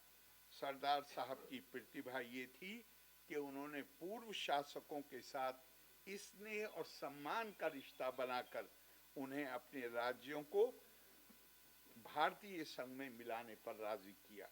जब रूसी नेता ख्रुश्चेव 1956 में उन्होंने भारत का दौरा किया तो इस बात पर उन्होंने आश्चर्य व्यक्त किया कि भारत ने राजवंशों को समाप्त किए बिना उनकी रियासतों को समाप्त कर दिया, ये कैसे संभव हुआ। संविधान सभा में अल्पसंख्यक उप समिति के अध्यक्ष भी सरदार साहब थे। एक ऐसे समय में जब सांप्रदायिक उन्माद और अलगाव के नतीजे में देश का बंटवारा हुआ था, ये सुनिश्चित करना जरूरी था कि आजाद भारत में फिर कभी अलगाववाद भड़काने के लिए कोई संवैधानिक या कानूनी सहारा न मिल सके। ब्रिटिश काल में लागू की गई पृथक चुनाव प्रणाली, जिससे ने अलगाववाद को कानूनी दर्जा देकर उसका पोषण किया था, उससे मुक्ति दिलाने का श्रेय भी सरदार साहब को ही जाता है। और वहां भी इस मामले में भी उन्होंने वही रणनीति अपनाई जो उन्होंने राज्यों के मामले में अपनाई थी कि उन विभिन्न समुदायों से आने वाले नेता जिनको जो सेपरेट इलेक्टोरेट पृथक चुनाव प्रणाली की से फायदा उठाते थे या मांग कर रहे थे, उन्हीं को बहुत धैर्य से ये समझाया कि अब ब्रिटिश शासन नहीं है, अब आजाद भारत में ऐसी कोई भी प्रणाली या व्यवस्था आपके पक्ष में काम नहीं करेगी बल्कि आपके खिलाफ जाएगी। और उनसे ही ये कहलवाया कि पृथक चुनाव प्रणाली को खत्म कर दिया जाए। अक्टूबर 1947 में वे पटियाला गए और वहां उनके भाषण ने लोगों के दिलों को छू लिया। उन्होंने केवल नेताओं से संपर्क नहीं किया, जनता को भी सीधे संबोधित किया और ये उसकी मिसाल। उन्होंने कहा, हमें अनथीन विवादों में नहीं पड़ना चाहिए और अपनी राष्ट्रीय एकता और पहचान को मजबूत करना चाहिए। उन्होंने कहा कि अलगाववाद से, और उन्होंने कई शब्द इस्तेमाल किए थे जो मैं नहीं कर रहा हूँ यहाँ पे, तो मैंने उन्हें निकाल दिया। उन्होंने कहा अलगाववाद से भारत कोई और स्थान नहीं बनेगा, पागलिस्तान बन जाएगा, और अर्थात पागलों की भूमि में बदल जाए। और उसका बड़ा गहरा असर पड़ा। सब पत्रों ने ये लिखा। वे इस अर्थ में एक सच्चे नेता थे कि उन्होंने आम लोगों के मनों में पैदा किए गए भ्रम का कभी पोषण नहीं किया, बल्कि हिम्मत करके ये बताया कि जो लोग तुम्हारे दिमाग में ये बात डाल रहे हैं वो अपने फायदे के लिए डाल रहे हैं, इससे तुम्हारा फायदा नहीं होगा। और उनको सच्चाई बताने में उन्होंने कभी किसी किस्म की हिचक महसूस नहीं की। सरदार पटेल एक प्रेरणादायक व्यक्तित्व थे। वो ऐसे नेता थे जो भीड़ की मानसिकता के विरुद्ध बोलने की भी हिम्मत रखते थे। अगस्त 1947 में उन्होंने अपने भाषण में उनका एक भाषण है और जिसमें उन्होंने ये बताया था, और उन शब्दों की विभाजन तो हुआ, उन्होंने ये बताया था कि विभाजन क्यों नहीं होना चाहिए। केवल उन शब्दों की सुंदरता के कारण मैं उसको उद्धृत कर रहा हूँ, क्योंकि विभाजन तो हुआ। उन्होंने कहा, भारत एक, भारत अविभाज्य। आप समुद्र की लहरों को विभाजित नहीं कर सकते, ना ही नदी के बहते हुए पानी को विभाजित कर सकते। भाषा की सुंदरता पे जरा आप गौर करें। वल्लभ भाई कट्टरपंथियों को छोड़कर किसी के खिलाफ नहीं। वे सच्चे धार्मिक थे, लेकिन धार्मिक आस्था के नाम पर भारतीय समाज को बांटने के कट्टर विरोधी थे। 1947 में हमने स्वतंत्रता प्राप्त की। लोग जश्न मना रहे थे कि हमने स्वराज प्राप्त कर लिया। तो दो ऐसे नेता थे जिन्होंने ब्रिटिश शासन के अंत को अपने उद्देश्य की पूर्ति के रूप में नहीं देखा, और वो थे महात्मा गांधी और सरदार पटेल। स्वतंत्रता प्राप्ति पर सरदार पटेल की प्रतिक्रिया यादगार थी। इस अवसर पर उन्होंने जो कहा, उन शब्दों को हमें बार बार याद करने की जरूरत है। ये 1947 15 अगस्त पर उन्होंने कहा है, सभी को पता होना चाहिए कि भारत के महान विचारकों की स्वराज की कल्पना क्या थी। आज जो हमने प्राप्त किया है वो स्वराज नहीं है, वह केवल विदेशी शासन से मुक्ति है। लोगों को अभी आंतरिक स्वराज प्राप्ति के लिए संघर्ष करना है। आंतरिक स्वराज का अर्थ है जाति या पंथ के भेद को समाप्त करना, छुआछूत को दूर करना, भेदभाव को दूर करना, भूखी जनता के भाग्य में सुधार करना और एक संयुक्त परिवार के रूप में कैसे रहा जा सकता है, उसके लिए अपने आप को तैयार करना। सरदार पटेल के लिए भारत की एकता और अखंडता अत्यंत महत्वपूर्ण थी। उन्होंने कहा कि अंग्रेजी शासन, ये फिर बड़े मार्मिक शब्द, हम कहते हैं ना अक्सर कि अंग्रेजों की पॉलिसी थी डिवाइड एंड रूल, तो उन्होंने क्या, अंग्रेजों ने इसलिए शासन नहीं किया कि उनकी पॉलिसी डिवाइड एंड रूल थी। उन्होंने शासन इसलिए किया कि हम अपने आप को डिवाइड करते थे और वो रूल करते थे। उनका वो नहीं डिवाइड कर सकते थे हमको, उन्होंने रूल इसलिए किया कि हमने अपने आप को डिवाइड किया हुआ था। इससे आगे के लिए कितना बड़ा सबक हम सीख सकते हैं, ये सिर्फ हमें ही तय करना है। यही कारण है कि वो भाषा के आधार पर राज्यों के निर्माण के भी विरुद्ध थे। दिसंबर 1949 कांग्रेस वर्किंग कमेटी ने निर्देश दिया कि भाषा के आधार पर नए आंध्रा राज्य की स्थापना होनी चाहिए। अब ये निर्देश दिया है वर्किंग कमेटी में, तो इसको इम्प्लीमेंटेशन का काम तो होम मिनिस्टर को ही करना पड़ेगा, और सरदार पटेल ही होम मिनिस्टर थे। कांग्रेस का शासन था, लेकिन सरदार साहब ने इस मामले में कोई कार्रवाई नहीं की। उस निर्देश को उन्होंने एक तरह से कहा नहीं, लेकिन उस पर उन्होंने कोई कार्रवाई करने से मना कर दिया। और मई 1950 में त्रिवेंद्रम केरला में एक सार्वजनिक सभा में बोलते हुए उन्होंने कहा, और इन शब्दों पे हमें गौर करना चाहिए, कुछ लोग कहते हैं कि आंध्र, तमिल और केरल जैसे भाषाई प्रांत बनने चाहिए। उत्तर और पश्चिम में इसका क्या प्रभाव होगा, कोई इस पर विचार करने की परवाह नहीं करता। मतलब बाकी देश में जब आप एक जगह भाषा के नाम पर राज्य बनाएंगे तो बाकी देश में उसकी क्या प्रतिक्रिया होगी, क्या प्रभाव पड़ेगा, उस पर सोचने की हम परवाह नहीं कर रहे हैं।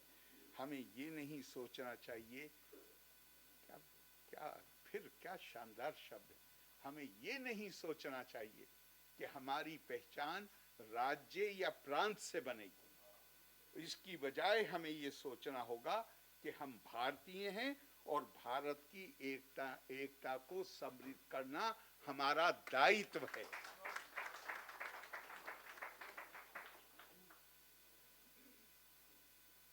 जैसा मैंने पहले कहा कि वो एक मजबूत अखिल भारतीय सेवा के पक्षधर थे, उसे उन्होंने स्थापित भी किया और उन्होंने सिविल सेवा में अधिकारियों पर भरोसा किया, उनका सम्मान किया और उनके प्रति स्नेह का भाव दिखाया।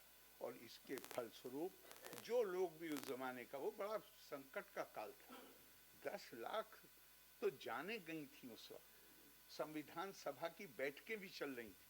अगर उस वक्त प्रशासन, जो मिनिस्टर थे, उनका समय कहाँ लगेगा, तो अधिकारियों ने उस वक्त जो काम किए हैं आज़ादी के वक्त, जिस तरह जितना भी जल्दी से जल्दी कंट्रोल कर सकते, उसका श्रेय अधिकारियों को भी जाता है।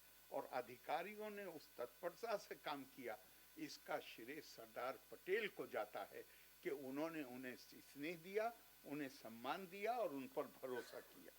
HVR अयंगर हमारे एक बहुत सीनियर सिविल अधिकारी थे, ICS। उन्होंने अपनी पुस्तक administration in India historical review में एक बहुत ही रोचक घटना का जिक्र किया है। वो कहते हैं कि मैंने सरदार साहब की अनुपस्थिति में एक फैसला ले लिया और बाद में उन्हें उनकी सूचना दी। सरदार साहब ने मुझसे कहा कि अगर उनसे परामर्श पहले किया गया होता तो वो निश्चित रूप से इस फैसला लेने की इजाजत नहीं देते। तो अयंगर साहब बहुत दुखी थे। लेकिन सरदार साहब ने कहा कि अब तुमने फैसला ले लिया है, अब चिंता मत करो। और जब मामला कैबिनेट में आया तो वहाँ सरदार साहब ने ये नहीं कहा ये फैसला किसी अधिकारी ने लिया, उन्होंने कहा ये मेरा फैसला था, और उसके बाद मामला खत्म। एक बार एक उत्साही समाजवादी नेता, मैं नाम नहीं बोल रहा हूँ, ने धन की असमानता को समाप्त करने की अपील के साथ उनसे मुलाकात की और एक उदाहरण के रूप में बताया कि फला व्यापारी के पास बहुत संपदा है और उसको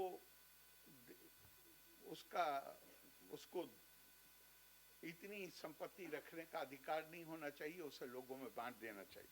सरदार साहब ने धैर्य से सुना और अधिशेष धन के बारे में जो भी उन्होंने बात कही थी उसको गौर से सुना, और जब उनकी बात समाप्त हो गई तो सरदार साहब ने उनसे कहा कि मुझे उस व्यक्ति के पास कितना धन है, कितनी संपत्ति है, इसकी पूरी जानकारी, और अगर उस धन को भारत के सब लोगों के बीच में वितरित किया जाए तो तुम्हारा हिस्सा 3 आने के करीब होगा। और उन्होंने कहा कि अगर तुम मुझसे ये वादा करो कि तुम इस बारे में बात करना बंद कर दोगे तो ये 3 आने मैं तुम्हें अपनी जेब से देने के लिए तैयार हूं। वे पूंजीवाद को शोषण से मुक्त करना चाहते, लेकिन वे ये जानते थे कि धन वितरित करने से पहले उसे पैदा करना, वेल्थ को पैदा करना जरूरी है, तभी उसको डिस्ट्रीब्यूट किया जा सके। उन्होंने कहा कि कुछ लोग चाहते हैं हम सभी उद्योगों का राष्ट्रीयकरण कर लें। यदि हम अपना सामान्य प्रशासन नहीं चला पा रहे हैं तो हम राष्ट्रीयकृत उद्योगों को कैसे चला पाएंगे। उन्होंने कहा कि जो चीज़ आदमी को रियलिस्टिक होना चाहिए, हमारे पास उन विशेषज्ञों की कमी है, उन जानकारों की कमी है, और ये वक्त वो नहीं है कि जहां हम उन चीज़ों में हाथ डालने की कोशिश करें जिसके लिए हमारे पास पर्याप्त क्षमता नहीं। सरदार पटेल ने Indian national trade union Congress की शुरुआत की क्योंकि वो चाहते थे कि मजदूरों को न्यायोचित मेहनताना मिले और उनका शोषण न किया जाए, लेकिन सस्ती लोकप्रियता की प्रीति योग्यता से वो बहुत बहुत बहुत दूर थे। वे उन हड़तालों के विरुद्ध थे जहां बिना किसी उचित कारण के काम रोक दिया जाता था, जिससे देश की अर्थव्यवस्था प्रभावित होती थी। जनवरी 1948 में कलकत्ते में उन्होंने कहा, हड़तालों के संबंध में ये खेदजनक है कि अब हड़तालें बहुत सस्ती हो गई। अब हड़तालें मजदूरों के हित के लिए नहीं बल्कि मजदूर नेताओं के हित को साधने का साधन बन गई। होना ये चाहिए कि हम पहले धन पैदा करें फिर उसका वितरण करें, लेकिन अब धन संपदा पैदा करने से पहले ही लड़ाई और संघर्ष शुरू कर दिया जाता है। अपनी मृत्यु से 6 महीने पहले सरदार साहब ने 27 मई 1950 को महात्मा गांधी के गृह नगर पोरबंदर में उस समय की स्थिति के बारे में बड़ी गंभीर बातें कही। लेकिन हमारे यहाँ मुझे लगता है कि ये याद रखने की भी ज़रूरत है, और उससे अगर हम सबक लेना चाहते हैं तो उसको समझने की भी ज़रूरत है। उन्होंने कहा, हम गांधी जी की शिक्षा को पचा नहीं सके हैं। We have not been able to digest the teachings of Mahatma Gandhi. हम केवल we only imitate him, हम केवल उनकी नकल करते हैं। हमारे पास मत अधिकार है, लेकिन हम ये नहीं जानते कि इस मत अधिकार का प्रयोग कैसे किया जाता है। यदि हम व्यक्तिगत ईर्ष्या और सत्ता की होड़ में लिप्त हैं तो हम उस अमृत को जो गांधी जी ने हमारे लिए प्राप्त किया है जहर में बदल देंगे। बड़े सख्त शब्द हैं। पिछले 3 वर्षों के दौरान, आज़ादी को 3 वर्ष हुए थे उस वक्त, पिछले 3 वर्षों के दौरान हमने जिस तरह काम किया है उससे हमें शर्म आती है। हम सही रास्ते से भटक गए हैं और हमें उस पर वापस आना चाहिए और गांधी जी की शिक्षा को समझना चाहिए और उसे अपने जीवन में लागू करना चाहिए। सरदार पटेल ने अपना आखिरी स्वतंत्रता दिवस संदेश 15 अगस्त 1950 को दिया था। ये मई में है, ये 15 अगस्त 1950 है। उस समय वे नहीं जानते थे कि 3 महीने के बाद वे इस दुनिया में नहीं रहेंगे। सरदार साहब का ये संदेश देश के प्रति गहरी चिंता से भरा हुआ है और मैं उन्हें कोट करता हूँ। हमारे प्रशासनिक और सार्वजनिक मामलों में कुछ प्रवृत्तियां और कार्यकलापों ने मेरे हृदय को चिंता और उदासी से भर दिया है।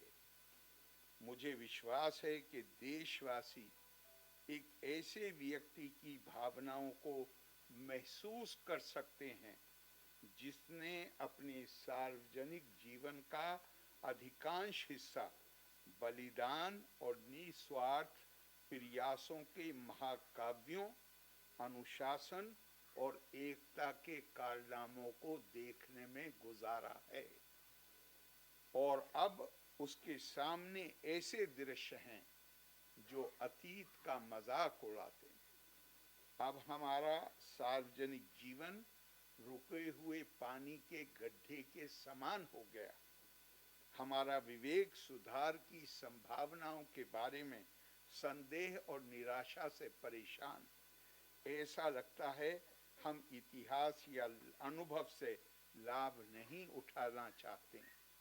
हम समय की दरांती, आप शहर के लोग हैं, मुझे पता नहीं आप दरांती को समझेंगे या नहीं समझेंगे, जिससे फसल को काटा जाता है। सिक्किल, हाँ हाँ हाँ। हम समय की दरांती द्वारा अच्छे अनाज को कटते हुए देख रहे हैं और जो बचा है वे बीमार और मुरझाए हुए पौधे हैं। हालांकि हमारे सामने जो समस्याएं हैं वे अत्यंत जटिल और गंभीर हैं। इन समस्याओं के समाधान के लिए हमें असाधारण प्रतिभा और मेहनत की जरूरत है, जबकि हम उनका सामना उदासीन संसाधनों से कर रहे हैं। ऐसा लगता है कि हमारा अधिक समय उन बातों पर लगता है जो महत्वहीन और जो महत्वपूर्ण मुद्दे हैं उनके लिए हमारे पास समय की कमी। हम बात करते हैं जबकि प्राथमिकता काम करने की। हम अन्य लोगों के प्रयासों की आलोचना करते हैं, लेकिन हमारे पास अपना योगदान करने की इच्छा का अभाव है।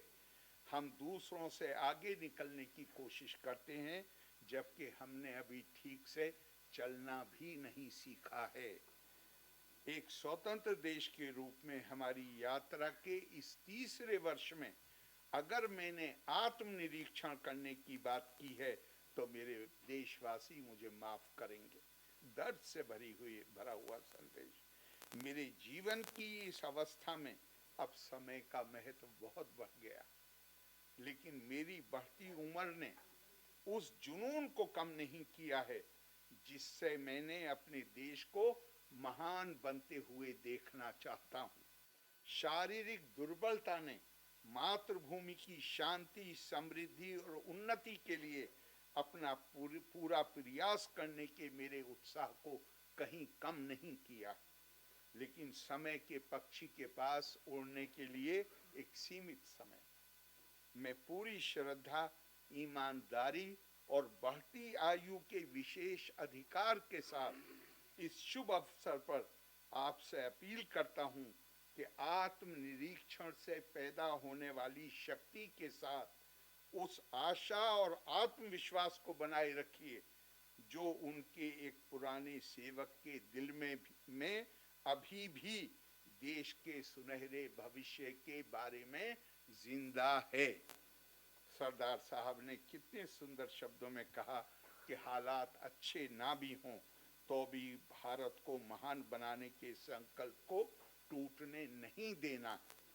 19 सितंबर 1950 को कांग्रेस के नासिक अधिवेशन में उन्होंने कहा था, पूर्ण स्वराज के लक्ष्य पर हमें निरंतर ध्यान देना चाहिए। हर कांग्रेस ही उस वक्त थी और उन्हीं की सरकार थी। हर कांग्रेसी को खुद से ये सवाल पूछना चाहिए, क्या हम अपने संकल्प को पूरा करने की दिशा में आगे बढ़े हैं? अगर हम खुद के साथ ईमानदार हैं और अपने विवेक के प्रति सच्चे हैं तो मुझे डर है जवाब नकारात्मक होगा। ये आज़ादी के 3 साल बाद की बात है। हमारी सबसे बड़ी त्रासदी ये है कि उस महान भारतीय देशभक्त और राजनेता महात्मा गांधी का नाम नहीं लिया है, मैंने ब्रैकेट में लिखा है, को और उनके द्वारा दी गई शिक्षा को आज हम बहुत कम याद करते हैं।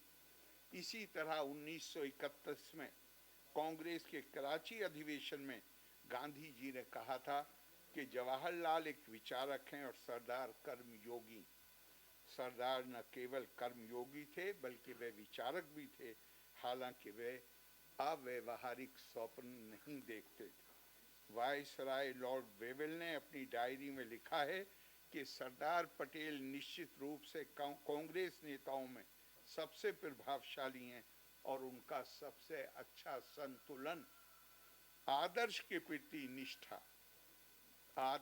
प्रति निष्ठा और वास्तविकता के प्रति संवेदनशीलता, ये सरदार पटेल के चरित्र का, उनके जीवन का एक तरह से मार्गदर्शक सिद्धांत था। आदर्श के प्रति निष्ठा और वास्तविकता के प्रति संवेदनशीलता, fidelity to the ideal and sensitivity to the real.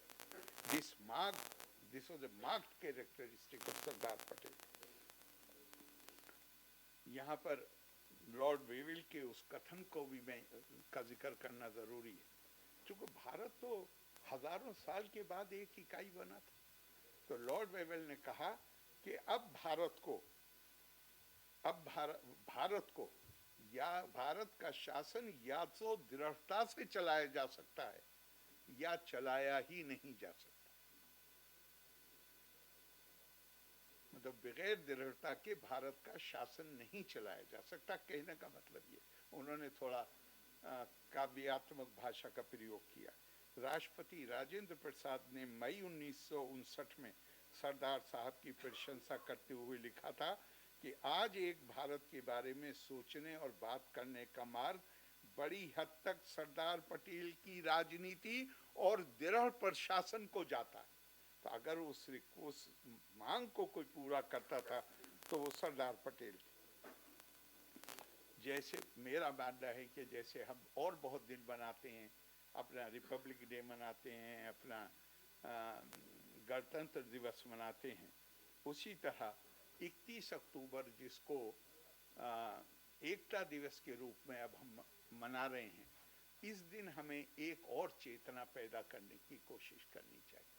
और वो चेतना है कि हमारे राज्य और हम सब नागरिक, हम एक दूसरे, हम देश की स्वतंत्रता का जश्न मनाते हैं, लेकिन आज के दिन परस्पर निर्भरता की चेतना का दिन भी मनाया जाना चाहिए, इसलिए कि ये चेतना निश्चित तौर पर देश की एकता को मजबूत करेगी। जितना ये चेतना बढ़ेगी कि हम प्रगति के लिए, आगे बढ़ने के लिए हम सब एक यूनिट की तरह काम करेंगे, परस्पर निर्भरता होगी, तो वो निश्चित तौर से उसमें मदद करेगी, क्योंकि ये चेतना माध्यम बन सकती है।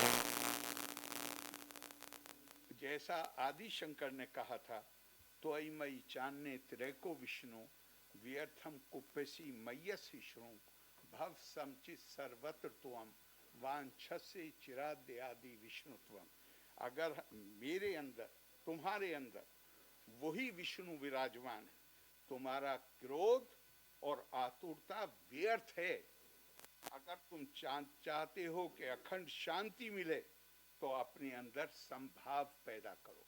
जब हम परस्पर निर्भरता का भाव, चेतना पैदा करेंगे तो एक दूसरे के लिए आदर भी पैदा होगा और एक दूसरे के लिए संभाव भी पैदा होगा। ऐसे विकसित भारत और भारती का निर्माण ही सरदार साहब के प्रति सच्ची श्रद्धांजलि होगी। मैं भारत माँ के इस महान सपूत की स्मृतियों को नमन करते हुए आप सबको धन्यवाद देता हूँ कि आपने मुझे धैर्य से सुना। लोका समस्ता सुखिनो भवन्तु। जय हिंद।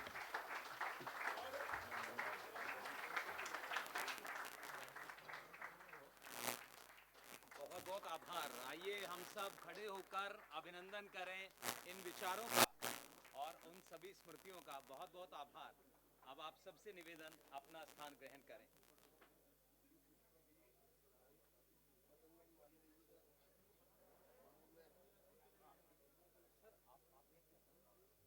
और अब आज के इस अवसर पर आदरणीय विधानसभा अध्यक्ष महोदय श्री विजेंद्र गुप्ता जी मदन मोहन मालवीय जी का वाङ्मय आदरणीय राज्यपाल महोदय को यहाँ उपहार स्वरूप भेंट कर रहे हैं। एक बार जोरदार तालियों से मदन मोहन मालवीय जी हमारे संस्कृति और हमारे भारत के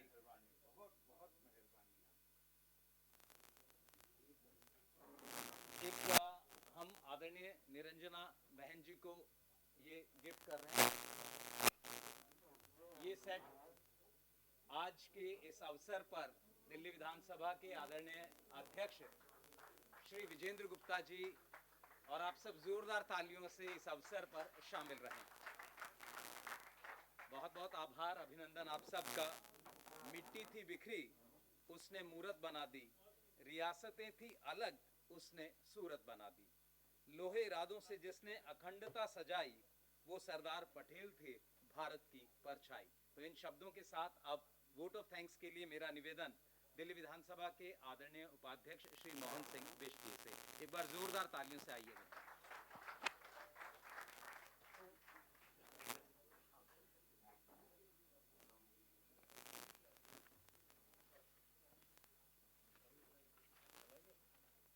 सम्मान के योग्य आज के इस कार्यक्रम के मुख्य वक्ता के रूप में जिनका उद्बोधन सुन करके मन के अंदर बहुत सी ऐसी जिज्ञासा और बहुत सी बातें सुन करके ज्ञान वर्धक तो हुई, संस्कारों से किस प्रकार सरदार पटेल जी का जीवनी रही होगी वो बहुत कुछ सुनने को मिला। ऐसे हम सब लोगों के प्रिय आदरणीय बिहार के उपराज्यपाल नहीं बोला ये दिल्ली है ना, दिल्ली राज्यपाल आदरणीय आरिफ मोहम्मद खान साहब इस कार्यक्रम में वास्तव में जिन्होंने लगातार इस कार्यक्रमों का आयोजन करके विधायिका को तो मजबूत किया, लेकिन हर व्यक्ति के अंदर देश के प्रति जो जागरण अभियान के साथ इन कार्यक्रमों का आयोजन किया। मेरे दिल्ली विधानसभा के अध्यक्ष आदरणीय विजेंद्र गुप्ता जी, जिनका उद्बोधन सुन करके बहुत सी बातों की हमें याद आई। ऐसे मेरे परिवार के सदस्य और पर्यटन मंत्री आदरणीय कपिल जी मिश्रा, इस कार्यक्रम में उपस्थित जिनके साथ लंबे समय तक इस विधानसभा में मुझे रहने का मौका मिला, पूर्व में अध्यक्ष आदरणीय योगानंद शास्त्री जी, और जिनके भाषणों को सुनने के लिए हम बहुत लालायित होते थे, ऐसे नंद किशोर गर्ग साहब, सुधांशु मित्तल जी, इस कार्यक्रम में उपस्थित हम सब लोगों के प्रेरणादायक आदरणीय विजय गोयल साहब, जो उपाध्यक्ष गांधी समिति और पूर्व में केंद्रीय मंत्री। इस कार्यक्रम में जिन बहन जी का हमने उद्बोधन सुना, वास्तव में लगा कि जो जिस जमीन से जुड़ करके यहाँ तक की यात्रा को लेकर के हम सब लोगों को आशीर्वाद देने आई, ऐसी मेरी बहन निरंजना बहन जी इस कार्यक्रम में उपस्थित। इस कार्यक्रम में आए हुए मेरे मित्र जो बहुत लंबे समय से उनके साथ काम करने का मौका मिला, उन्होंने आशीर्वाद हम सब लोगों को दिया।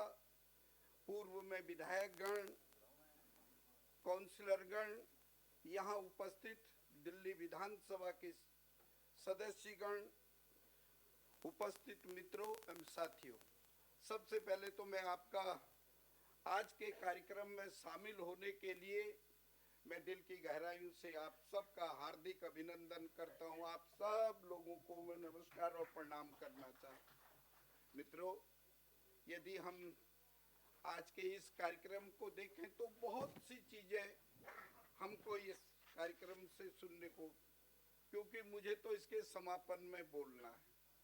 मैं ये नहीं चाहता हूँ आपका और खाने के बीच में ज्यादा समय ना लूं, क्योंकि आपको भी भूख लग रही होगी। ये बिल्कुल सत्य है। जिस महापुरुष की 150वीं जन्म दिवस के ऊपर हम सब लोग यहाँ एकत्रित हुए हैं, वास्तव में भारत को एक सूत्र का बांधने का किसी को श्रेय जाता था तो आदरणीय सरदार पटेल जी को जाता था, ये मैं कहना चाहता हूँ। हमारे राज्यपाल महोदय जी ने एक बहुत ही ऐसी बात कही और उससे लगता है कि मन के अंदर जो हम सब लोगों को लग रहा होगा कि इस एकत्रीकरण ये सरदार पटेल जी ने विस्मारक, मतलब उसको जिसकी सोच और उसकी यादगार के लिए वो कहा जाता है, वास्तव में ये जर्मनी के अंदर एक इस प्रकार का जो अवसर आया था, उन्होंने पूरे देश को एकत्रित करके निश्चित रूप से ये कार्य किया, जिसको आज हम सब लोग यहाँ सुन करके बहुत ही अच्छा हम सब लोगों को लग रहा है। मित्रों, ये भी सत्य है कि देश किस प्रकार से कैसे राजा महाराजा और उनमें बटा हुआ था, उसको एक सूत्र में ला करके वृत्त भारत का निर्माण करने का किसी ने काम किया, वो सरदार पटेल जी ने कहा। इस प्रकार के अनेक बहुत सी ऐसी चीजें हम सब लोगों को देखने को मिलती हैं। मैं एक बात जरूर कहूंगा, मैं भारत को एक करूंगा, हर हाल में हर कीमत पे एक करूंगा, इस प्रकार की उनकी सोच थी। और ये भी सत्य है, भारत कोई एक कपड़े का टुकड़ा नहीं है जो रियासतों में छोटे छोटे राज्यों में बटा हो, लेकिन भारत का एक वृत्त स्वरूप हो, इस प्रकार का उन्होंने काम किया। और मैं आज इस कार्यक्रम में अपने अध्यक्ष जी का, जो लगातार यहाँ पर अनेक ऐसे कार्यक्रमों का आयोजन करते हैं और निश्चित रूप से इतिहास के बारे में हमको बहुत कुछ यहाँ से सीखने को मिलता है, उसके लिए मैं कार्यक्रमों के आयोजन पर उनका आभार प्रकट करना चाहता हूँ, उनका धन्यवाद करना चाहता हूँ। ये भी नहीं हम भूलेंगे, यदि धारा 370 और 35A को सरदार पटेल की नीति पे आगे चल करके इस काम को करने का किसी ने काम किया, वो मेरे देश के प्रधानमंत्री और गृह मंत्री ने करके दिखाया। मैं पुनः आप सब लोगों का आभार प्रकट करना चाहता हूँ। आप इतनी संख्या में काफी समय से यहाँ बैठे हुए, लेकिन आपसे एक निवेदन करना चाहता हूँ कि बाहर गैलरी के अंदर जिस प्रकार की सरदार पटेल की प्रदर्शनी का कार्यक्रम मेरे अध्यक्ष महोदय के द्वारा की गई है, उसको देख के जरूर जाएं। इन्हीं शब्दों के साथ मैं आपका पुनः आभार के साथ धन्यवाद करना चाहता हूँ। बहुत बहुत धन्यवाद। नमस्कार।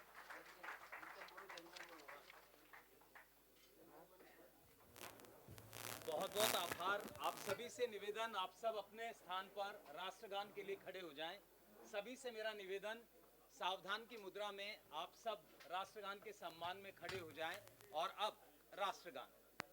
जन गण मन अधिनायक जय हे भारत भाग्य विधाता, पंजाब सिंध गुजरात मराठा द्राविड़ उत्कल बंगा, विंध्य हिमाचल यमुना गंगा उच्चल जलधि तरंगा तव शुभ नामे जागे तव शुभ आशीष मांगे गाहे तव जय गाथा जन गण मंगलदायक जय हे भारत भाग्य विधाता जय हे जय हे जय हे जय जय जय जय हे।